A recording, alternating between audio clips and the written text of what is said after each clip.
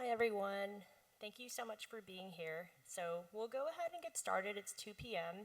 I imagine more people will come in as we go. So hi, I'm Ayushi Sharma. I'm a postdoc at Yale in the Blumenfeld lab, and today I'm here on behalf of the OHBM Student Postdoc SIG. Thank you for being with us. Thank you for choosing us over an afternoon nap. So we have today a roundtable called Connections That Count. It's all about fostering successful mentor-mentee relationships, and I'm going to go ahead and introduce our roundtable panelists. So first we have Dr. Mark Seal. He's the Principal Research Fellow and Group Leader for Developmental Imaging at the Murdoch Children's Research Institute at the University of Melbourne. Then we have Dr. Adam Goodman is next.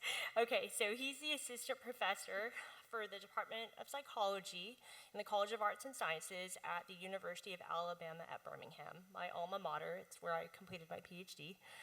Then we have Dr. Mariah Wheelock. She's the Assistant Professor at the Knight Alzheimer's Disease Research Center in the Department of Neurology at WashU in St. Louis. So we'll go ahead and get started. These are our learning objectives. So this is what I'm hoping you'll take away today. Because we have 3 panelists and because this is such a complex, nuanced topic, we'll actually be going through and teaching you these things through a series of vignettes. So while these vignettes don't capture everything that goes into a complex relationship between a mentor and mentee, they're what we have, and hopefully you'll have something to take away. So what I'll do is I'll go through each section, show you the vignette, from the mentor's perspective as well as the mentee's perspective, and then our panelists will comment on what sorts of advice they would give to students in these situations. So part 1 is all about negotiating successful mentor-mentee agreements. So the first vignette, we have a first-year PhD student. She feels very lost in her imaging analyses, partly because of lack of resources and her mentor's hands-off approach. She's feeling very, very overwhelmed, but is really reluctant to seek help, fearing that it will show incompetence. Her mentor, Dr. Kim, believes that he's granting Sarah autonomy and thinking that will nurture her critical thinking and independence, but unaware of the extent of Sarah's difficulties. Of course, they are noticing minimal progress during her weekly check-ins. So, to our panelists, 2 questions.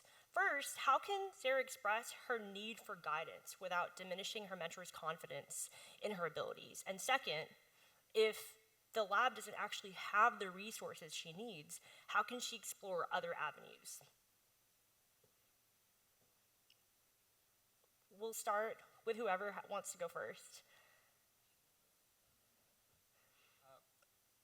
Is this okay?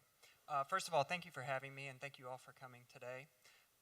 As Ayushi said, my name's Adam Goodman, and I'm an assistant professor of psychology at the University of Alabama at Birmingham.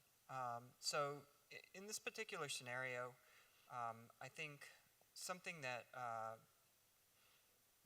that could be encouraged for Sarah here is to focus on the process, right? What she is looking for, it seems, or in need of, is not specific guidance on how to solve this exact problem, but rather, how do we learn to solve problems in general? I think this is what Dr. Kim is certainly apprehensive about with independence and critical thinking. And so one way to approach this, instead of asking for a specific, how do I do this, sitting down with her advisor and saying, look, here's where I'm getting stuck. What are some ways to move forward? Or can we workshop some ideas for how to get around this hurdle that I've run into? And hopefully there are other people in Sarah's lab that she can reach out to, maybe more senior people who she can ask for help. And if not, maybe friends in a cohort in other imaging labs. Or maybe communities such as OHBM and other conferences who might be able to offer some more insights to help guide that. But it is really crucial to have, to feel comfortable coming to your mentor and having those open conversations, like, this is what I'm trying. I have demonstrated that I'm putting effort in, and this is where I'm encountering issues. I suppose 2 things. The first is don't let it keep going. That's when problems start and tension builds up. And second thing is clear communication with your advisors. We have a team supervision model in Australia, so you have multiple supervisors, not just one.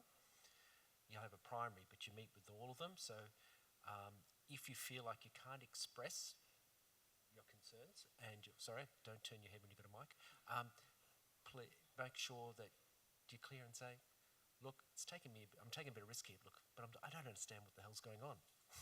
So I need, and to be frank, I think to stop that process, because the longer it drags on, the worse it gets. The more you fall behind and the bigger the stakes get. Yeah. And as someone who was recently a PhD student, I just wanted to add, I think some of you hit on going to lab members. Your mentor can't always be there. Their schedules are usually double booked. And if you go to other lab members, they can tell you, especially as a first year, about resources that you might not know exist. Like Andy's brain book, I'm always blown away by how many people don't know that exists. And once you know it exists, it's it opens up an entire new universe. And YouTube, I learned how to do statistics with YouTube. So I even learned how to do surgery with YouTube when I was in med school. It's crazy. It's crazy how much is out there. So, okay. So I'm going to go to the next one. So now we have a postdoc, James. He's having a lot of problems in his new role because he's constantly going from one position technically to another. He's not just doing one project start to finish. He feels a sense of aimlessness because he's randomly doing pilot testing for one project, data collection for another project, methods development for another project. And it's really, really confusing to have no clear role definition. His mentor, Dr. Allen, is under pressure himself. He's dealing with a lot of personal hurdles. First, his father is in cancer treatment, which he's really focused on and helps manage. And he also has an upcoming grant deadline. He's really seeking, as he hires postdocs, people who are self-sufficient that can manage the lab while he focuses on what he needs to focus on, like his family and securing additional funding. So, if you're a person, especially a postdoc, who is feeling these sorts of overwhelm, how can you ask your mentor for clearer role definitions and a more focused project without seeming incompetent? What are the sorts of words you can use in a conversation so that you don't come across as demanding or incompetent? And then, of course, I'll let you answer that question before I go on to the next question because this is a little bit more complex. Mark, would you like to start?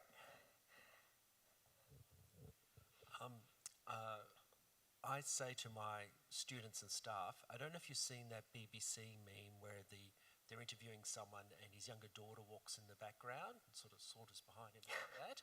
That's how I want my staff and students to come into my room, with confidence. And sometimes it'll be like there's a fire going and I've got no idea what's going on. And sometimes I will offer bad supervision and I'll be distracted. I haven't thought through issues. But what I want people to tell me is to tell me how things are going and to be proactive. So in James's case, I would appreciate it if James could say, look, I'm going to focus on this for the next month. Then I'm going to focus on that for the next month. And I'm sure his supervisor would appreciate it because his supervisor would say, well, thank you, we'll give that a try. But you've got a clear objective. So it's being proactive. Now, if James can't work out how to prioritise, talk to the other people in the lab and get support about helping articulate it, but give it a try. As I say, don't let it drag on because that's when problems start. Yeah, I agree with all of that insight and just want to add, this is going to be a theme in several of the vignettes and certainly is front and center here, where the mentor has several sort of intervening events that are affecting their ability to maybe focus on this issue and manage effectively. And so I think one thing proactively trainees can do in their regular meetings with their mentors is if you're not already getting information about large blocks of time that your mentor is not going to be available or that they're going to be hyper-focused on an upcoming grant application, this can really help to plan out try to solve these kinds of problems, or when you need something from them, to work around some of these life events like what Dr. Allen's going through. And to repeat the word proactive, to solve both of these questions, I think is Dr. Allen is very preoccupied. So if possible, James would provide a possible path and solution for himself. Like, given maybe his aimless awareness of some of the pilot testing and data collection going on in the lab, he might be able to start putting together a picture of his own trajectory going forward, and to take a more proactive role in defining that, rather than seeking out his mentor to define what that would be, and to start thinking about what his long-term goal is and how incrementally in his first and second year as a postdoc he can get there. Awesome. And then say he does walk into Dr. Allen's office and it's like, I need this, or this is my plan. What if Dr. Allen says, no, I kind of just like need you to do all of this stuff at the same time? So what, eventually, or in a few months, Dr. Allen still expects all of this, and even if he does give him clear role definition, still expects James to keep going on in this way without a clear focus. What are ways to come up with a solution?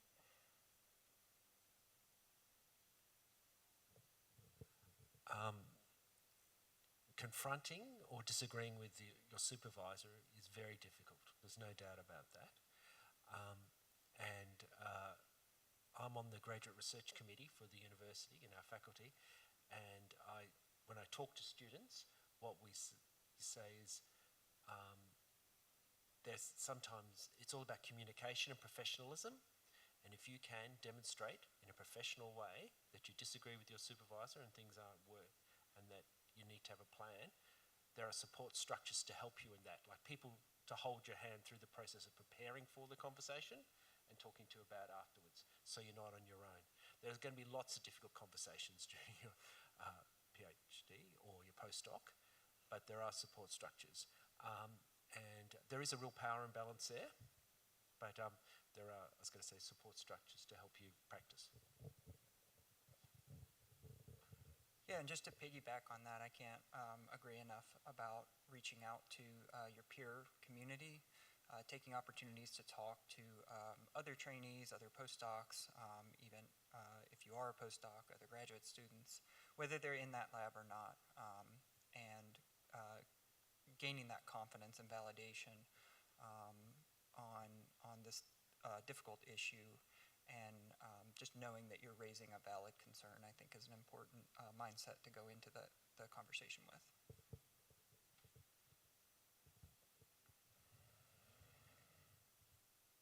And if possible, so there's certainly this concern that you're being paid off your mentor's funding. They have needs and requirements and reporting that they need to do for progress on those funding mechanisms. So if you had resources available to you to apply for training grants, such that you might be able to be in a more supportive environment where people are going to foster your independence more openly, and you won't be beholden 100% of your effort, that might give you a little more flexibility. If such mechanisms existed at your institute, to just consider researching those as options. Awesome. Thank you so much. I will say I recently was in a very similar position, and one thing that helped was telling my mentor that I really need a research assistant. The caveat was that I had to help the research assistant apply for a fellowship that would pay them, but they got it, and it worked out, and it really helped. Okay, awesome. Thank you so much. I'm going to go to the next one. Great. So this one is about managing expectations. So we have Emily, who's a PhD student, and she doesn't really have defined expectations for availability and feedback, or at least ones that she fully understands. Usually when she sends her mentor some sort of write-up or draft, a lot of her progress is held up by not getting feedback in a timely manner. And her mentor, Dr. Khan, insisted she maintain a 9 to 5 p.m. work hour schedule. But despite that expectation, he's rarely actually in the office during those times. Her mentor is busy with his own research and has a very difficult schedule, and he assumes that she understands that. He thinks that having quality feedback is more important than timely feedback. And he also expects that PhD students be available during business hours, which is part of the reason for that 9 to 5 requirement. That's kind of fueled by the fact that in the past when he was flexible, it led to students having delayed graduation and no publications. So, how can Emily initiate a conversation with Dr. Khan about setting clear expectations? And like, what would that conversation look like? I think having a clear template for like how to have these conversations, it's hard to come by and it's really, really difficult.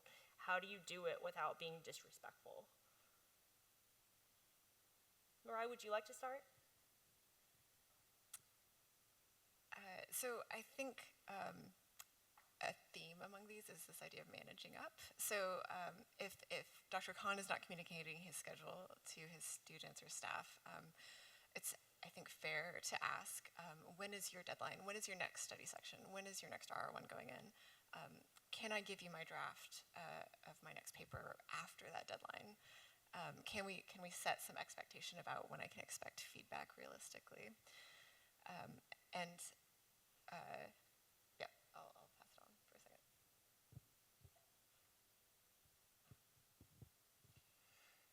Yeah, so I agree that I think establishing when is a clear time to get feedback, when they're available and they can give quality feedback in a timely manner. Again, it's going to be communication. So just finding out if there are barriers to that that would prevent Dr. Khan from getting back in a timely manner. And also pointing to the fact that, in this case, the business hours are not the barrier. If Emily is getting her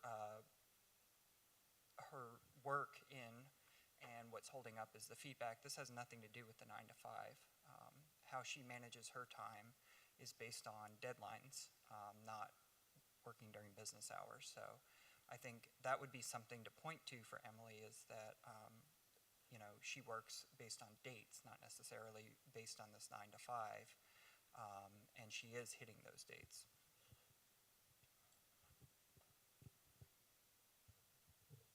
So I endorse everything the other speakers have mentioned. So it's about professional communication and developing skills in that.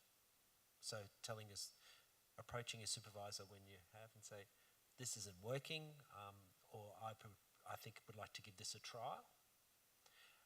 And as Adam's alluded to, the 9 to 5 is not an issue, it's the availability and balancing the needs and being clear about that. And then say that she does all this, and if for some reason Dr. Khan still struggles to give feedback, is it ever okay to be like, hey, I know that you're really busy, but I went to this other person and they gave me this feedback, so it's a little bit like new and improved. Is it okay to ever tell your mentor that you got feedback from someone else if they're taking like months and months, for example, to give you feedback on something? I think this is definitely going to depend on the mentor. I've definitely known people that are maybe a little checked out and would not mind at all if you went around with collaborators and workshopped the paper or peers in your lab. Giving them a finalized product makes it easier for them to give the stamp of approval, like let's submit. And also, these difficult conversations don't only happen once. They change throughout the journey. So when you start, you think you're clearing expectations and you think you're agreeing to those.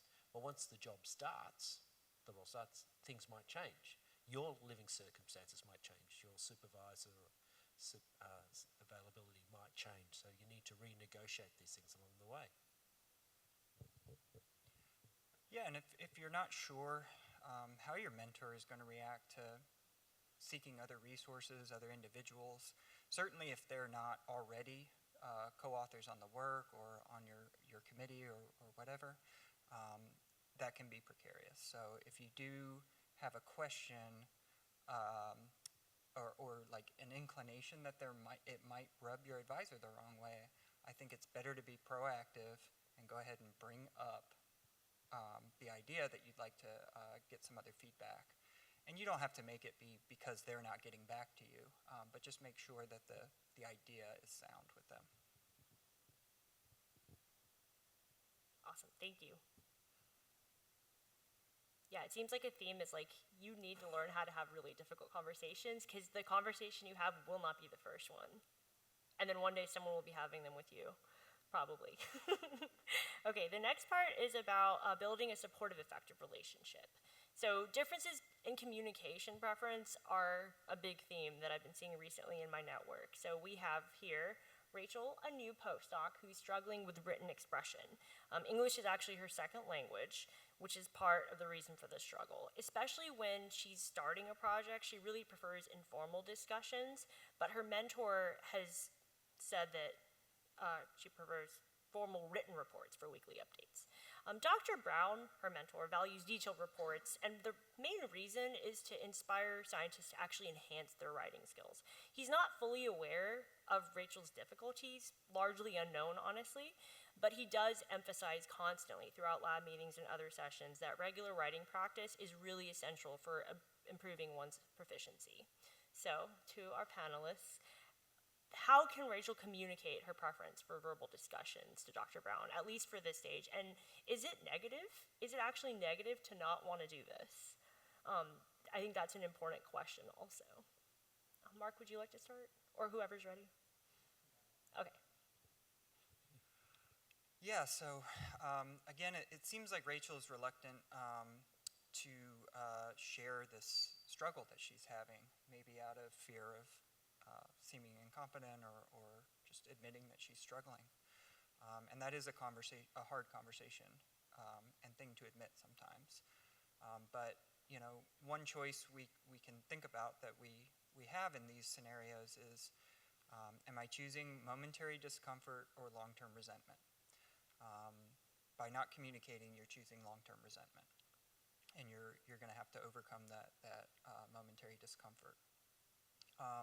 So one place to start might be, can it be both? Can we both schedule informal discussions in between weekly updates and have more formal weekly updates so that I'm getting the practice that you feel I need, but also I'm getting what I need, which is informal discussion that helps my writing process. If Dr. Brown is unavailable, finding a lab mate or someone who's not even in your field but you know, scientifically competent or just going to be a good ear for you to go grab lunch with and talk through some of these issues that you maybe would have difficulty just getting out for the first time in a formal writing scenario. And having those kinds of conversations might facilitate. It sounds like that's what Rachel needs in some shape or form.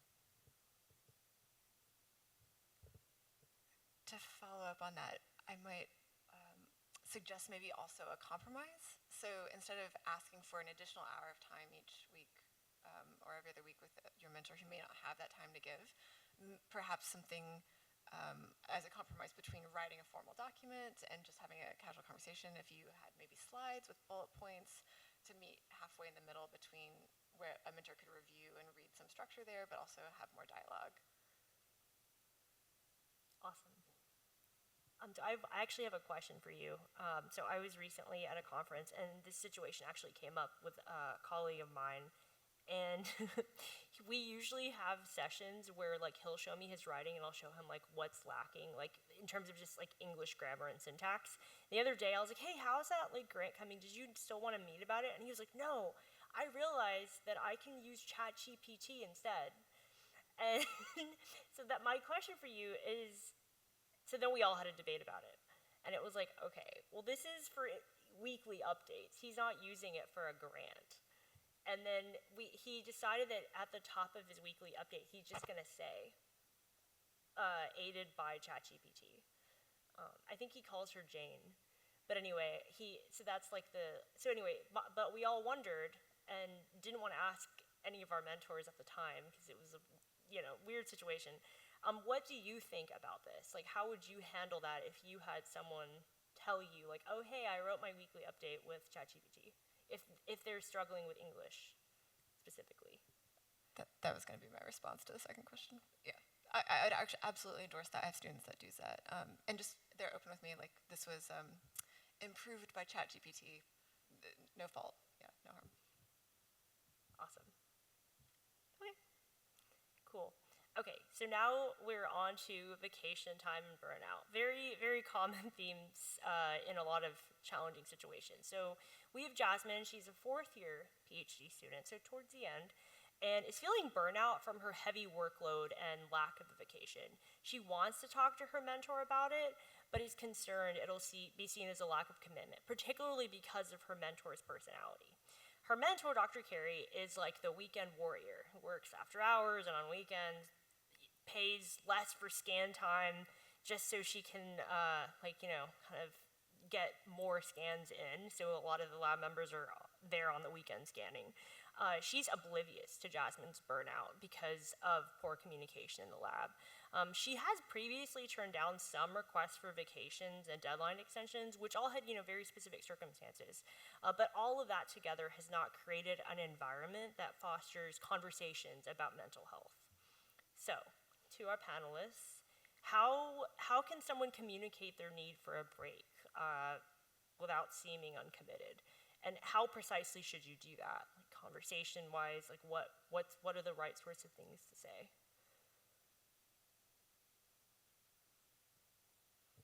Well, there's a lot going on there, and that lab's toxic. I've got someone here from my lab who probably knows. Yeah, that's toxic. So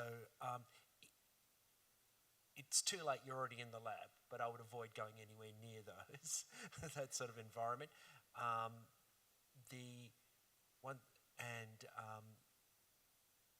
It's the same process of having a difficult conversation, drawing on external resources. Every university has a graduate student support environment or a postdoc society. There are other people outside the lab who can support you, prepare and talk about this. Yes, there's a lot going on there. If Dr. Carey doesn't want to listen, you still might have to have the difficult conversation saying, I'm entitled to X number of things. I'm in the Faculty of Medicine, and the amount of PhD students and postdocs who have mental health issues along the journey is quite substantial. There's anxiety, there's depression, there's lots of things going on. And if you're not given space to protect your own mental health, then I think you can get the university on your side to help frame this in this difficult conversation. So I feel quite strongly about this. This is an environment you shouldn't be in. Yeah, so it's unfortunate because once you're there, there's not much that can be done, especially a fourth-year student. And yes, my university as well offers not just counseling for postdocs and students, but also for employees. And being able to treat burnout like a real and serious issue and not brush it under the rug or think it's a lack of commitment or work ethic or anything like that, again, is just about validation and taking this seriously. I think another recurring theme that we're seeing here is Dr. Carey's rigid adherence to this idea of working on the weekends means productivity. Just like the 9-to-5 scenario that we talked about earlier, the focus can be shifted away from what hours are or are not being worked and what milestones and deadlines are being met. I think if Jasmine is able to shift the focus to what is her productivity rate based on a semester by semester or yearly, something I like to do with my students is break down long-term, short-term, and semester goals and make sure that they're on track to reach those short-term goals by the time they graduate and that those feed into their long-term goals. So by focusing more on what needs to get done month to month or year to year, it's not as important whether they're working on the weekends or not, unless this is like a data collection on the weekend thing. And in which case, I would definitely float the idea if you are having to collect data on the weekends, that you might trade a weekday so that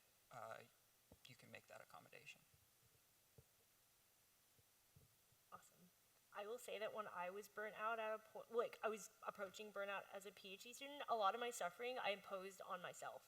I decided that I was going to stay every day for 4 days until like midnight, until I solved this one issue. It took me 7 months to solve the issue. And by then I was like losing my mind, and my hair was really fluffy and like held up by dry shampoo.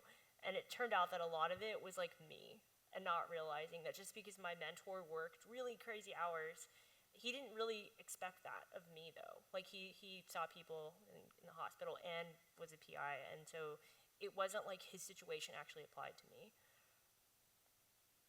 Okay, so now we're on to balancing independence and guidance. So this is actually a really important topic, especially for postdocs, because as you finish your PhD and go into postdoc, you enter this really strange part of your life.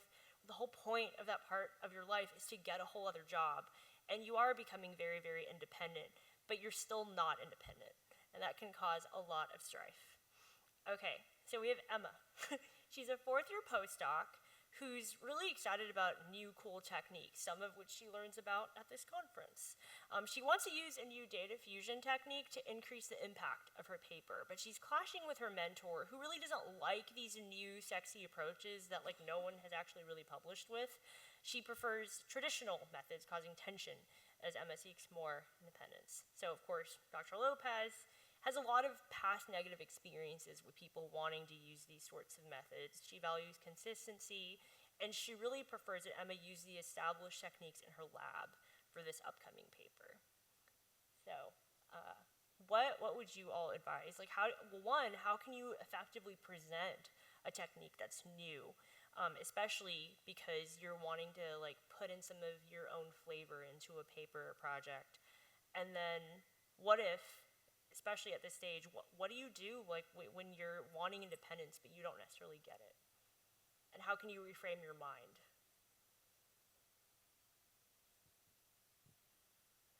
So if the technique is in the same area as the old technique, it's just a new take or a new approach, there's certainly something to be said for rigorous benchmarking and demonstrating, I did it your way, I did it this way, these are the differences, this is why, and this is what is beneficial about the new approach. And then it's totally possible the mentor will still remain unconvinced. You're just a postdoc. So I might suggest that if possible, to subtly rope in colleagues or faculty or external speakers, maybe at a seminar at your university. Try to expose your mentor maybe to these other ideas or approaches. If they see faculty or colleagues who are respected in the field using these, they might be like, oh, that is a good approach. We should use that. And then it's their idea, right? As a way, potentially, it doesn't always work, but potentially to introduce new ideas.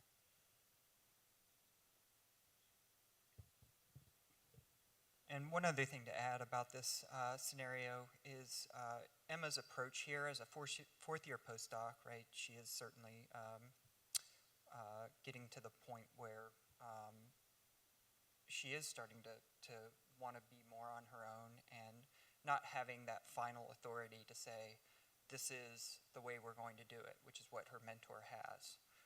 And ultimately, that's what will happen and what needs to happen if they can't come to an agreement. However, I think one other thing for Emma to consider is allowing Dr. Lopez to save face. You know, how she approaches this, trying to be gentle in a way with how you point this out, and not just using the wrong kind of terminology or framing of this, like, oh, you don't understand, or this is old school, or whatever. Comments like that versus, maybe having that conversation first in a less public forum, or if you are in like a lab meeting or something, some more public forum, when this comes up, kind of saving that for a conversation later. I think that can sometimes, with people like Dr. Lopez that seem quite rigid, just cause them to dig in deeper and feel defensive. Thank you.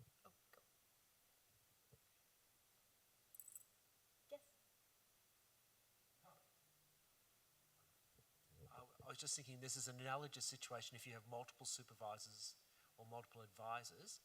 And sorry, someone's trying to call me from Australia. It's analogous, so you get different opinions and different opportunities, and you might have people disagreeing. So once again, it's about having those conversations. Now,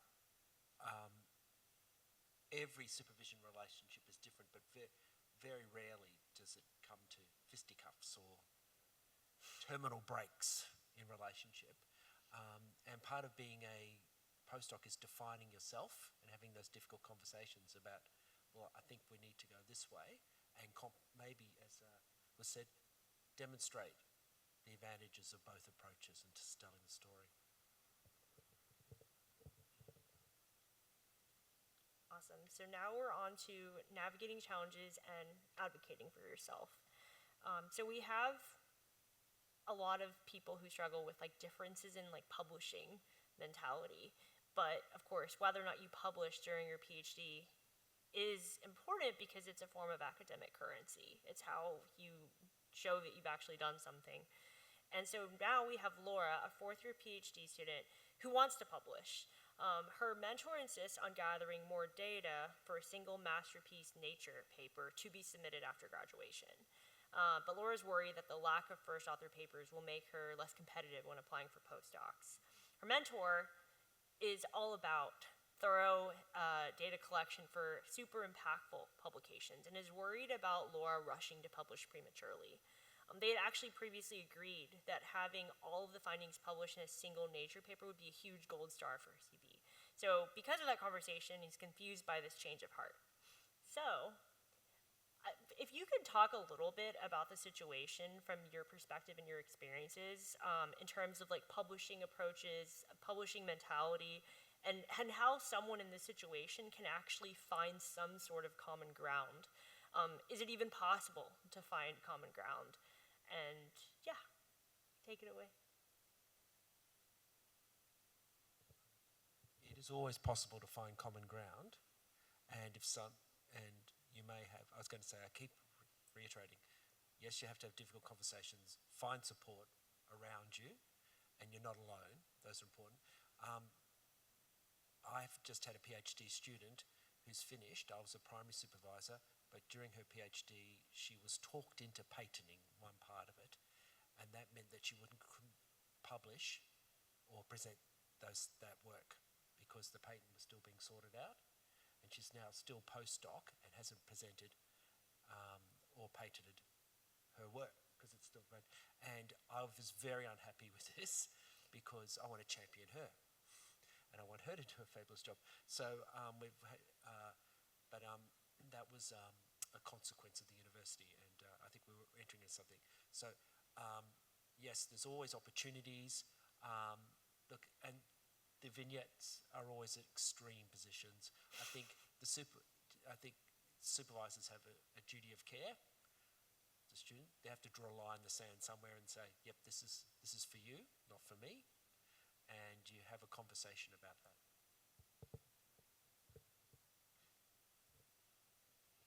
Yeah, so something Mariah brought up earlier is taking the initiative to finding protected time for yourself. Institutions will offer smaller seed grants. Centers within institutions sometimes offer these that can offer some support as long as it's agreed upon between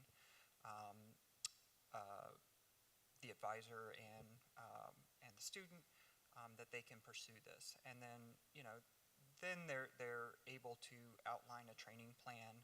If it's a training grant, that will get them competitive for these postdoc positions that they're seeking.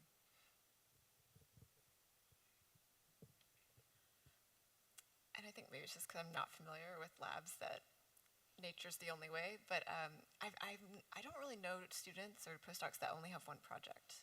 So I'd hope that you can negotiate with that with your mentor, that you could carve out a side project that could potentially go into a lower tier, not, like a respectable journal, but not Nature, and then still meet that agreed upon goal of Nature.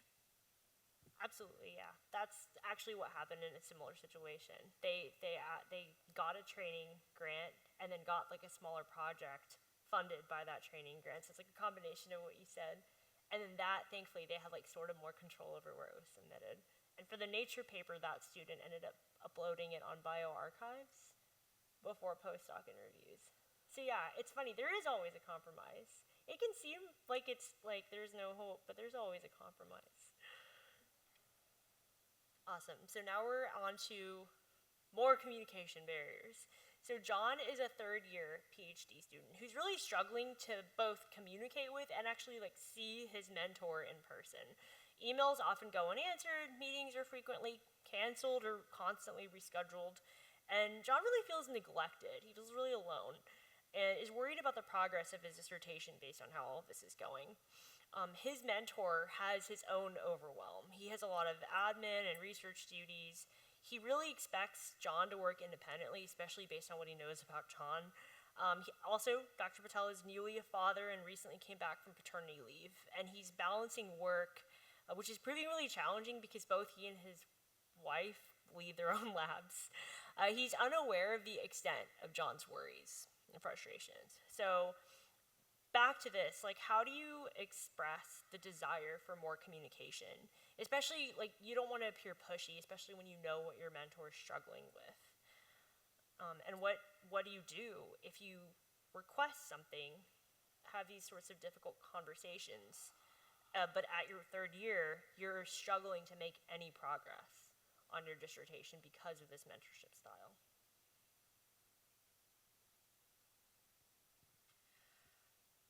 So taking a proactive approach, I think John should continue setting his own internal timeline for completing those objectives, making those sections of the dissertation document, outlining them and drafting them, and continuing to send them to his mentor and send them consistently, even if there's no feedback. So there's that impetus to get feedback, and trying to keep that line of communication open, asking for those meetings, asking for that feedback. And if it continues to the point where there's still no feedback and the deadline's looming, you have a committee by that point. If you're drafting your dissertation, you should bring in those committee members and make sure that your committee members are aware of the situation. And if it gets to that point, potentially your program director needs to get involved. You have these expectations from your program to complete these objectives, and you need the support to do that.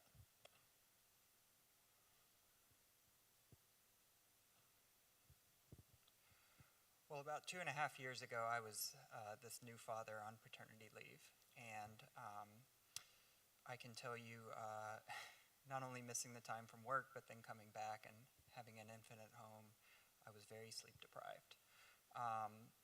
And so one thing, again, in the theme of being proactive, is you will know several months, hopefully you'll know several months ahead of time if paternity leave or maternity leave is coming up for your advisor. At this point, we started to sort of divide up with the students who would be their point of contact while I was gone. So there were other faculty that stepped up. They were already co-authors on the students' work, and they sort of stepped in for a little bit, even after I came back while I was still regaining my footing. I think that helped keep the students on track with this sort of major life event that, in the case of paternity leave, you at least have somewhat of a heads up. And then, the last thing about Dr. Patel being unaware of the extent of John's worries and frustrations. I think John, it sounds like he's worried about appearing pushy, and as long as he approaches this in a way that's just focused on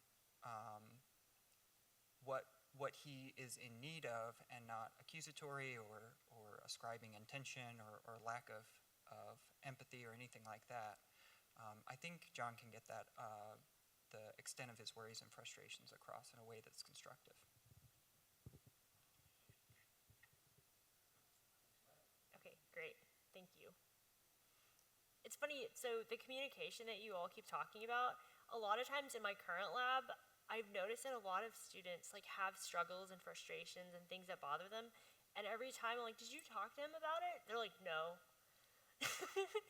It's really powerful to just say something. Okay. So we're almost done actually, and then we'll open it up for questions. So this is the second to last vignette. So here we actually have a slightly different take, and I got tired of the normal names, so like the typical names.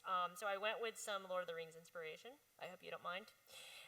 So when personal problems manifest as a lack of progress, so we have Gollum. He's a 6-year PhD student grappling with a lot of mental health challenges and burnout. Lately, he seems way more in focus than normal. He will sit down at his desk at lab and just literally look at the screen forever. Sometimes when he's extra distracted, he'll go along like playing Candy Crush Saga with people in lab. It's very distracting. And despite the fact that he will like actually stay in lab later, staying up late in hopes of making more progress, he just ends up doing more of the same and just becomes sleep deprived. His mentor, Dr. Gandolfo, is concerned about Gollum's dissertation progress. He's really cautious about not pressuring him more because of his mental health challenge history. But at this point, Gollum's really behind. He hasn't actually submitted a draft in like 4 months. So now Dr. Gandolfo is really uncertain whether Gollum needs a break or if he would benefit from just more consistent deadlines, more pushiness. So this is kind of for both, for the mentee and the mentor. Like, what do you do in this situation? And especially as a PhD student, like, I think a lot of human beings are really unaware sometimes of like their own struggles or what they're doing wrong. Or how they're going about things that not necessarily in the right way. So what would you advise in this situation? How can Gollum regain his focus and get back on the right track? And how do you tell that you're burnt out and need a serious reboot?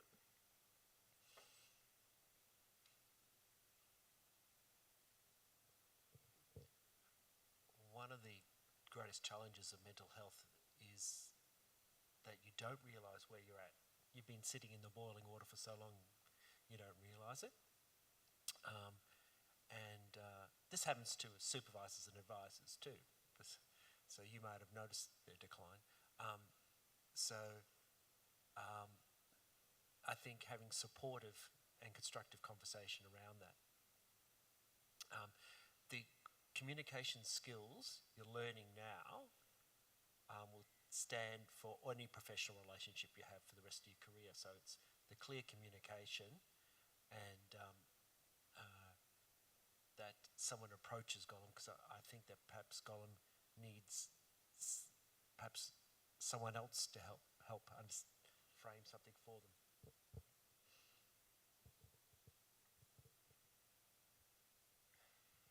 Yeah, so I think in this scenario, the mentor is sort of looking at this as, do we continue doing what I've typically done to try to encourage progress and get updated drafts, or do we switch to more consistent deadlines and oversight? And I think it's critical here for both the mentor and the mentee to make sure that they're having conversations about what works best for both of them. Certainly as the mentor, I would want to solicit the student's opinion on, okay, what would you suggest we should do for moving forward? How can we be more consistent? And try those out before moving on to other ideas that maybe the mentor has.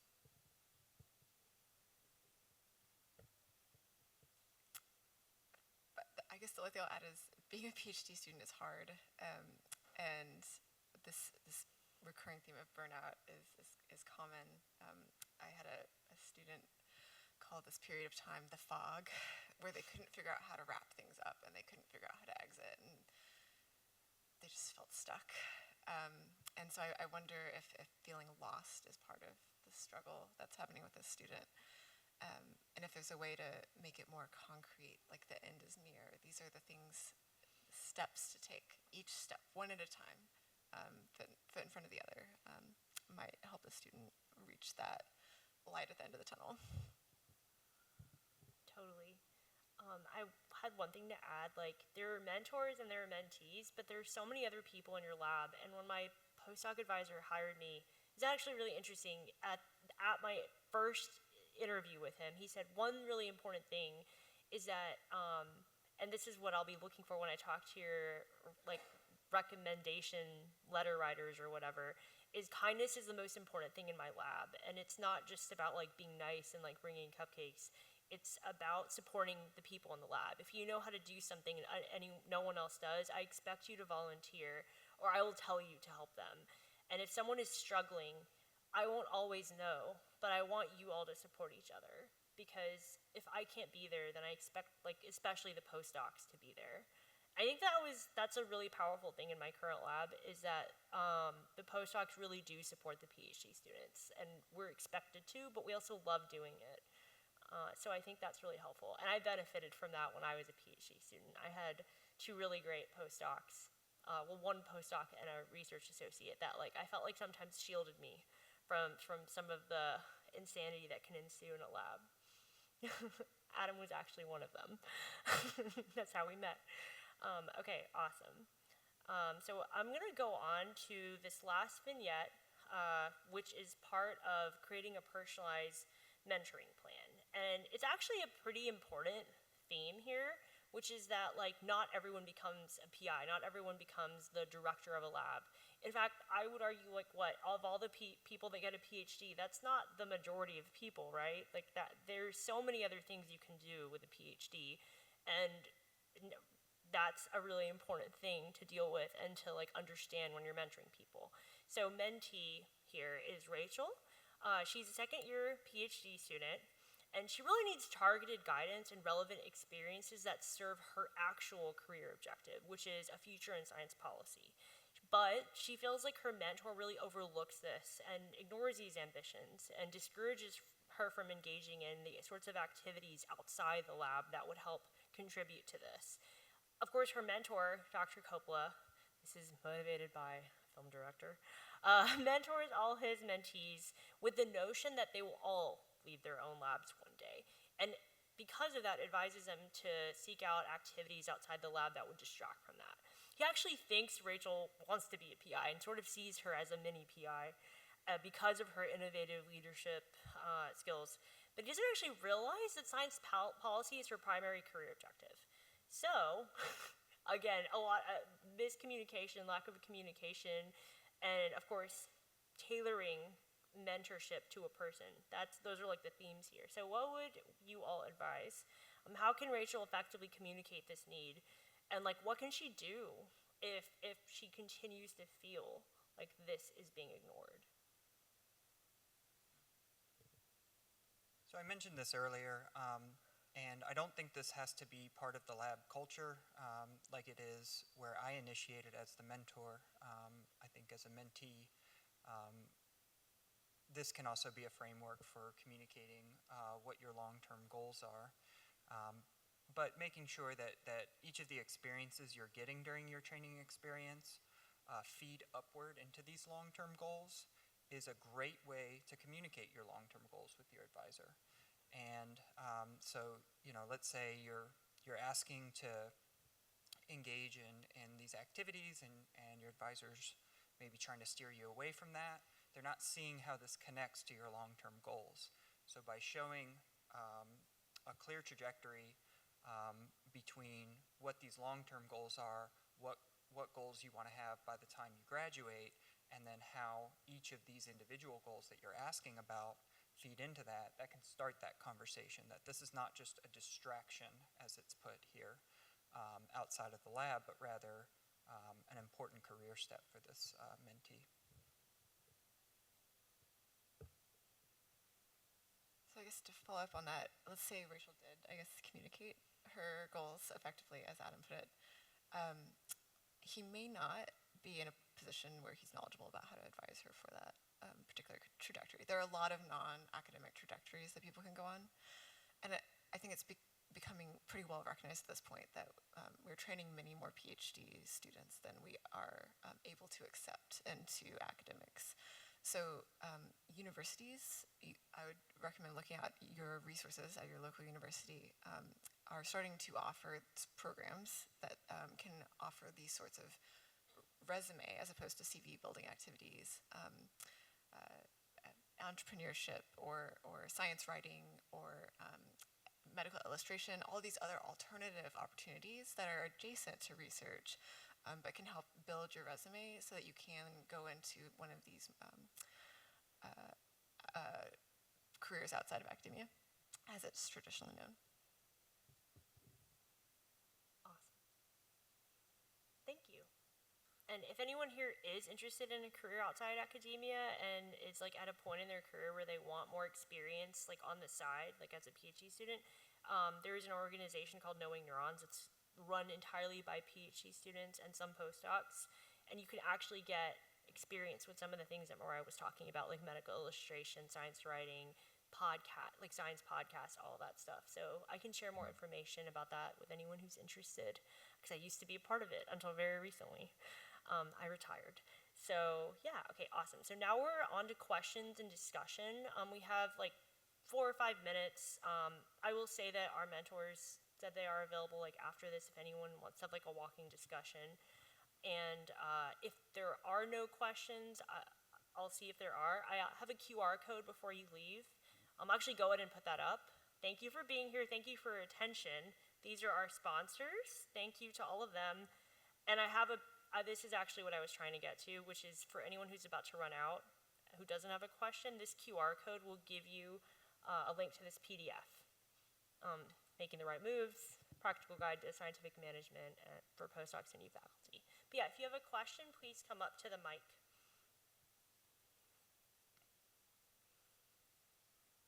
Question from the app. What advice would you give to someone becoming a mentor for the first time?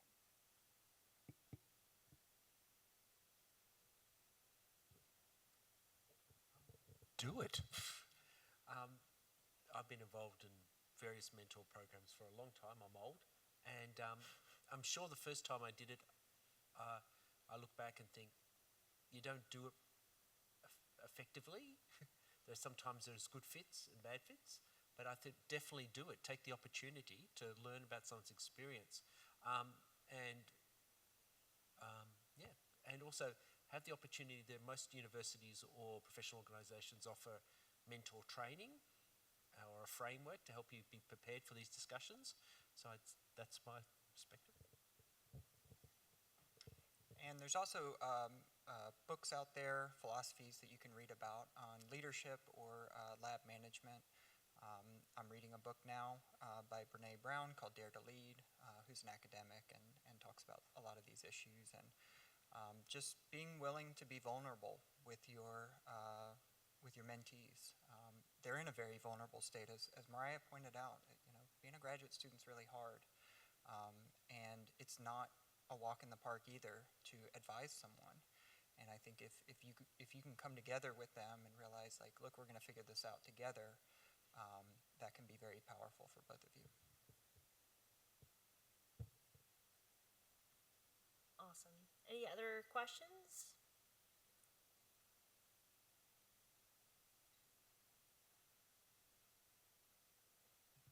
Hello. Thank you again for a very, very informative discussion. So the situation that I'm currently in is we keep adding new analyses to an almost completed project, which has been going on for a long time now. It's interesting questions and everything. And so initially when this happened, I kind of realized that we lacked defining the scope of the project. And I tried to discuss that with both my primary supervisor. It still hasn't resulted in it, in any progress. So I'm wondering if you had any advice on how to navigate this at this step, where I've taken initial steps, tried to define the focus and kind of wrap it up, but haven't been successful at it. Thank you. Thank you for that question.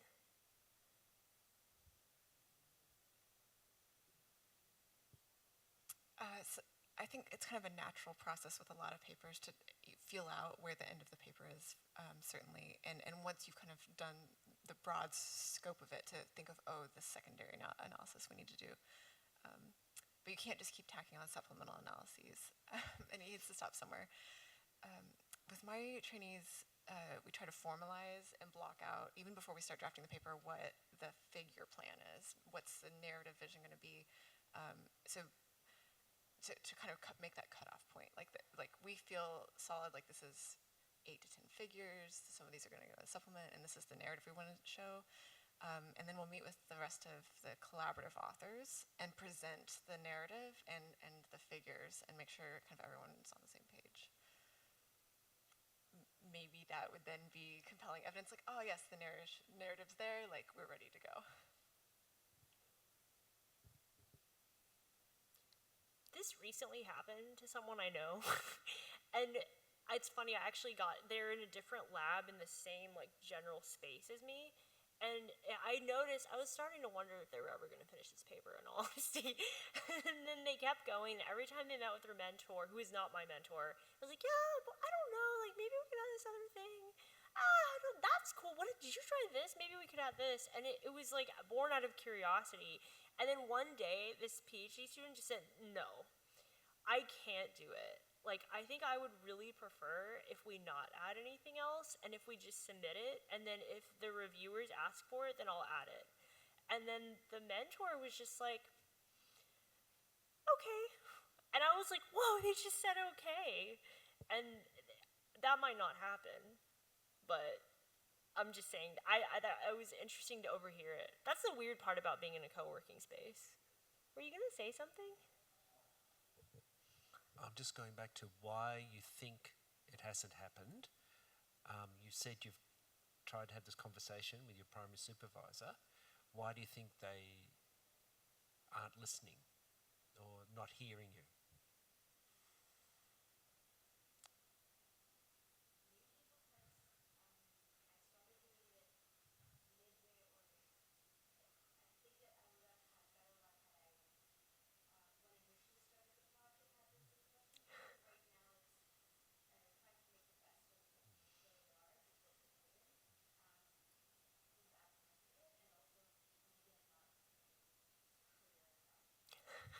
Well, that's it. It's the clarity in saying, okay, remind them you're on a timeline.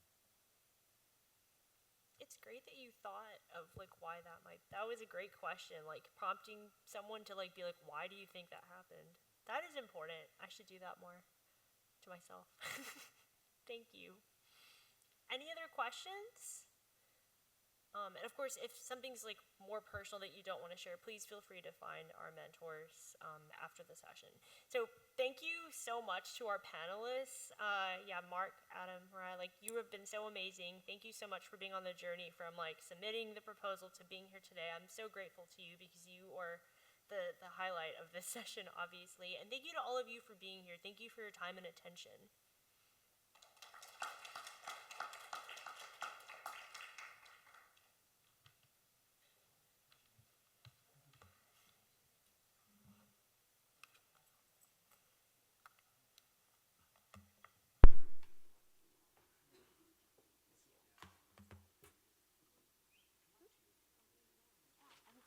They scheduled it during the voting session. Will you take a picture of us? Yes. I'm just gonna